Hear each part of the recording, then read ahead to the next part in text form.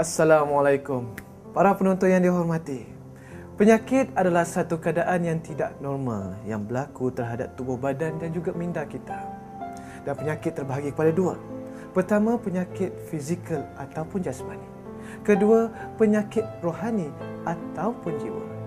Setiap penyakit pasti ada ubat yang bersesuaian dengannya. Seperti pada hadis yang diriwayatkan oleh Bukhari dan Muslim. Rasulullah SAW bersabda, Allah tidak menurunkan penyakit kecuali menurunkan pula penyembuh bagi penyakit tersebut. Anda bersama saya, Ashraf Muslim, dalam program Syifa.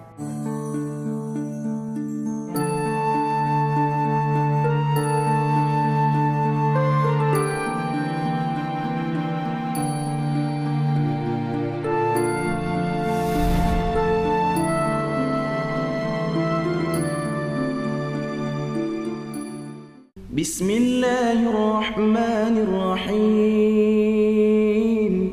Qul huwallahu ahad, Allahus samad, lam yalid wa lam yulad, wa lam yakul lahu kufuwan ahad.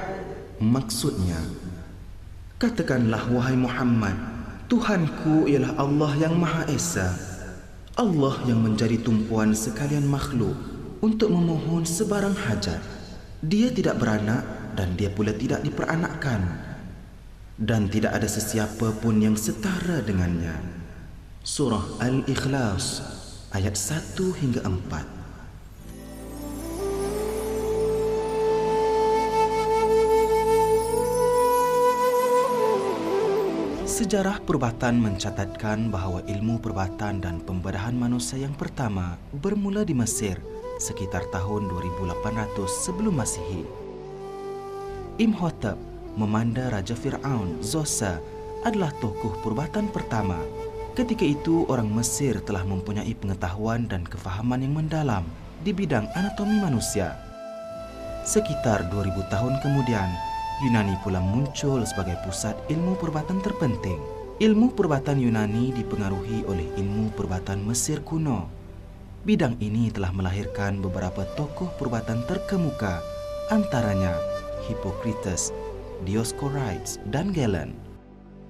Doktrin perubatan Yunani tentang anatomi manusia, fisiologi dan rawatan yang dihasilkan melalui penganalisaan, pemerhatian dan pengalaman telah diterima sebagai dogma perubatan.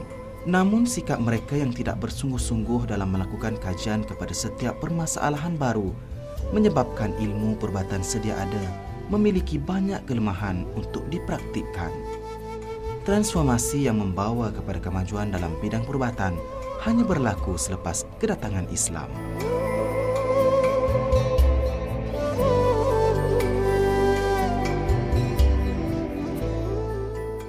Setiap yang berlaku ada penyebabnya. Begitu juga penyakit. Kita harus tahu puncanya sebagai langkah pencegahan awal. Strok ataupun angin ahmar berlaku apabila ada gangguan kepada sirkulasi ataupun supply darah kepada otak. Simptom atau gejala yang berlaku bila strok ini berlaku adalah biasanya mengikut lokasi gangguan itu berlaku, ya. So, biasanya yang paling biasa kena adalah kelemahan anggota badan kita lah. Kelemahan tangan, kaki biasanya sebelah kanan atau sebelah kiri. Kadang-kadang kedua-dua belah lah secara tiba-tiba.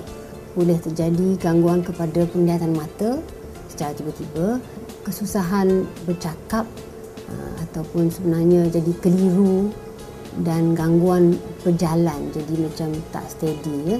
Dan bila berlaku secara sekejap, ya, maknanya dia berlaku dalam masa seminit, 2 minit lepas tu hilang. Ini adalah amaran untuk kemungkinannya berlaku strok. Sakit itu mempunyai penyakit-penyakit seperti tekanan darah tinggi, kencing manis, tahap kolesterol yang tinggi, mengisap rokok dan mempunyai penyakit jantung, ya. Ada risiko lain, faktor-faktor lain yang kita tak boleh mencegah. Maknanya kita punya usia. Bila kita berusia panjang,